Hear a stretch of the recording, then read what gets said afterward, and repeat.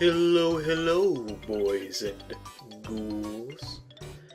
This is Haberman, your host from the other side, here to bring you a very special, very spooky episode of Let's Try. Today's game, or as I prefer to think of them, a portal into another terrifying dimension. Okay, enough of that. That's fucking annoying. That's gotta go. We're taking a look at this game. It's called Still Life. It's made in Unity, and the special thing about it is that it was made by one of our very own. It was made by a goon. You may know him for his forum username, Rasputin Verez. He's currently trying to start up an LP of FEAR, or as he likes to pronounce it, FEAR. So, give him much luck and support in that, because he really fucking needs it. His real name, though, is Christopher Bertram, as he put in this handy little credit screen. And you can see his contributions to the game. He did make the bookshelves and the basic geometry. The rest of the other things in the game, those are all freeware models from arcabaseplanet.com. But, like he said many times on the forums, that he is majoring in IT and computer game development. He's majoring, and he hasn't received his degree yet, but he does fancy himself something of an expert. So I'm really hoping that we're going to be really impressed by this game and by the ambiance and, real spooky stuff. This is supposed to be a horror game, so I'm really hoping to get real spooked when we play this. Could always use a good spook. Oh, by the way, you may have noticed the mouse cursor. I specifically enabled it in the recording, as opposed to just leaving it in some sort of accident, because you see your mouse cursor constantly in the game itself. You didn't bother trying to hide that outside of the menus or anything. In fact, if I move my mouse to the left of the screen, I can see it on my second monitor, and if I accidentally click outside the game window, well, that's gonna fuck with my recording, because it will take me out of the game and back to my desktop, which really don't want happening in the middle of the episode. So if you see me making any wild 360 spins in the game, it's just part of my attempt to keep everything in the game. Frank hadn't been seen in a few days. Last we'd heard of him, he went up to close the property. A client had just died. So I was driving out state to look for him. The roads here were big and open. Not particularly sealed, but okay. For some reason, I kept seeing these weird red lights all over the place. Also, for some weird reason, we can't drive in this direction. Almost as if there's some sort of invisible wall preventing us from doing so. It's probably ghosts. It's probably vengeful spirits, if I had to guess. See, those are the red dots he was talking about. So we're driving a car. It's kind of hard to tell because there's no interior lighting, and you really can't get a good idea of what's going on. Also, the roof sort of clips horribly. Oh! Oh no! Oh, it's a good thing all these trees are have no collision on them. Otherwise, we would have been in for a real accident. This little playthrough of ours would have come to a grinding halt before it even started. So we're just driving along. Steering isn't really all that great. It doesn't feel like we have much control over anything, but can you think of a horror game that had really satisfying driving in it? Can you think of some sort of survival horror game that had paid any sort of attention to the car physics? I can't. So it's homage, is what it really is. It's part of the genius of his game development. I don't know what those lights out in the forest are, but unless it's my imagination, they're getting closer. Let's go in for a closer look. Then we can determine whether or not it's your imagination, narrator man. Unnamed protagonist.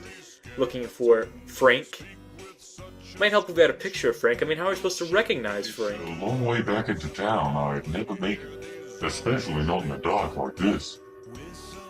Oh, okay. Notice that we do... Oh, actually, this turned around 360 degrees. Because the mouse sensitivity is fucking fucked. also notice that the flashlight that sort of stays towards the bottom left corner, like a real person holding a flashlight would. You know, they'd have their hand to their side, the flashlight at their side. They wouldn't be pointing it forward or, you know, where they're walking towards. They just sort of have it lazily hanging out to the side. And this car has seen better days. It's really let itself go. The grass is growing from inside of it. Let's, we do have an examine button, so let's go ahead and examine the car. That is definitely Frank's car. He must be inside the house. How did he even make it without any, like, buttons or parts inside the car? Just a sort of half-assed steering wheel. Oh, by the way, I should mention this game has horrible stuttering issues, which, you know, really adds to the fear. You know, because you're afraid at any moment the game just might freeze up entirely, which just really adds to the spookiness, the overall spookiness levels.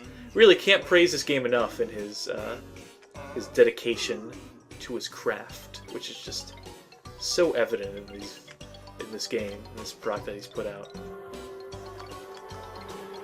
He doesn't have a comment out the box. That's sort of a shame. Oh, these red dots are getting closer. Oh! Oh, well, you know, we died. Rest in peace. So I guess someone, after we died, they at least found our body and gave us a proper burial. Maybe they even found Frank, too. God willing. Oh, we gotta start back at the beginning. Haven't been seen in a few days. Also, I hope none of you mind, but I went ahead and added some of my own music to the game, since there's no music in the game itself. Set the, you know, help set the mood. Set a spooky tone, if you will. The road's here, big and open. The audio always glitches out at that point for some reason. For some reason, I kept seeing these weird red lights all over the place.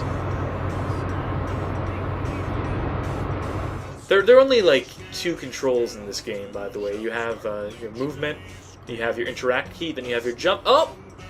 Hey, what do you know? We can jump the car! I don't know what these lights out in the forest are. Unless my imagination, they're getting closer. We can totally jump the car. We can jump while we're driving the car. I can't leave yet. I came here to find Frank. I can't leave without finding out what has happened to it. What do you mean, what has happened to him? Why are we just assuming that something bad happened to him? It's awfully negative. Oh. Something was just weird about the way that door opened. Sort of took me back. Oh, it just sort of... Oh, I see. It's supposed to close behind us. The door had slammed shut behind me, and no matter how hard I pounded on it, I couldn't get it to move but an inch. Well, that's awfully ominous, if I do say so myself. Oh, hold on. Okay, we're good. Oh, this TV. I wonder what's on. Probably some stock public domain footage. Okay, I'm not sure what's creepier, the very appropriate nature of the movie on the TV, or the fact that the dials don't appear to be connected to anything. No, I'd say it was almost definitely the fact that the TV's not actually plugged into anything at the moment, and yet continues to play.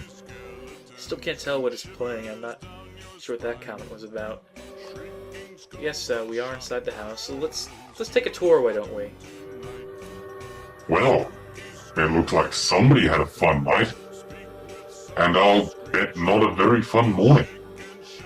Man, the ambience is just really getting to me. I mean, thank God he's cracking wise, otherwise... I don't know. This kitchen looks as though it was built for greater things, and yet will stand forever as little more than a testament to fair... Wait, what? Wait, what? That's the monster? Ooh, spooked my guts off. I'm in shock right now. That's why it doesn't sound like I'm reacting as I should be to that. Is that my heart skipped a beat and I'm just trying to recuperate right now. I'm sure the fear will set in eventually. Driving upstate to look for it. Hopefully not before we make it back to the house. Open. Not particularly sealed, but okay.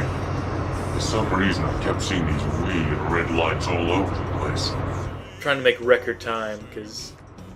Oh, if you look, you can see that we're sort of like skidding out right now. Like, it's really hard to tell because we can only see 2 feet in front of us, thanks to the fucking awful lighting. But like, if we pick up like a lot of forward momentum and we just turn backwards, like the car itself moves. Like, so the car is facing the other direction, but we're still driving the other direction. So if I just look to the sides while driving forward, you'll see that we're still, you know, we still have our forward momentum. So that's interesting. Interesting direction to take the driving mechanics. I don't know what those lights out in the forest are, unless it's my imagination. Okay, enough dicking around. Let's get upstairs, where the true horror inevitably lies. Oh, nothing in this room. Nothing lying in there for us. This looks like it used to be some kind of a child's bedroom. It's always sad when someone gives up on their child. Oh, okay. Not sure where you're really inferring that from, but alright. And here's just another room. But, you know, I could really stand to take a piss right now, so I think we should head to the bathroom. This place has a bathroom, right? Oh, dear God. Oh, no. Frank, oh my God, what have they done to you? It's like all the life has just been drained out of you. Oh no, something seriously bad is going down here tonight. And those lights in the forest keep getting closer. Wait, hold on. I've got to get out of here. Now. Hold on. Are we just a giant tampon?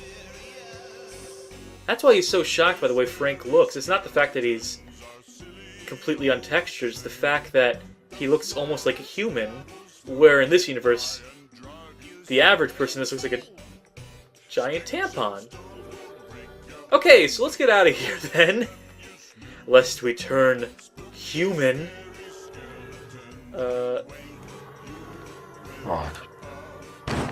Nope, that's still, not an option, unfortunately. No matter how hard I pound them. Quickly. Oh, no. Paper Mache Man got us again. Oh, do I dare. I'm just glad I didn't have to see him that time. I don't know if my poor heart could take it. Last we'd heard of him. You know, that's really the genius of the games, that you're only seeing the monster half the time, so that way it's like, sort of adds a replayability to it, you know? Will I see the monster when he kills me this time? Big and open. You know, that's just the sort of thing that goes into, like, smart game design. I'm sure if Rasputin was commenting on this video, he'd have many comments about the technical aspects of making such a monster appear, and these particle effects that they're using on the red dots, and also on the driving physics, and probably something about bump mapping. He seems to really have a passion for bump mapping. No bump mapping in this game, but I'm sure he'd find a way to shoehorn it in. I don't know what those lights out. Be sure to check out his attempt at a FEAR LP, by the way. Really, really interesting stuff. Okay, so we're just gonna ignore the dialogue this time around. Yep, see, our objective is escape, so we should get to escaping. Okay, we've established that the door down here doesn't work. I remember there being a pretty big... Yeah, can we just break through the window? Something seriously bad is going on. No, I don't believe we... It looked like somebody had a plan. Oh, hold on. We got 2 commentary clips running at the same time.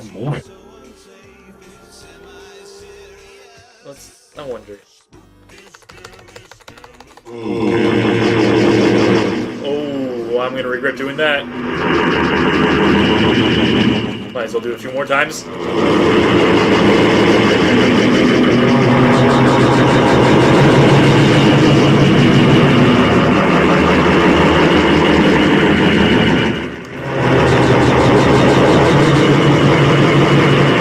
There, that's the soundtrack to our escape. Let that set the tone. Okay, what are we gonna do? What are we gonna do? Can't go through the windows. We've established our character's pussy who can't break glass. It's the only room we didn't give a thorough examination. I don't know, I always think better when I'm jumping on beds.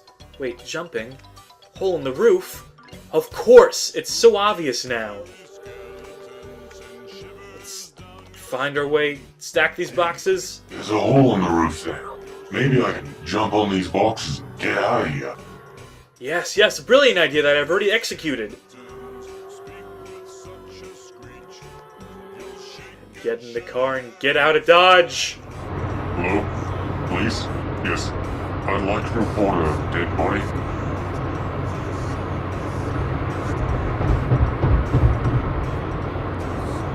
Wait, hold on, is that it? That's our ending?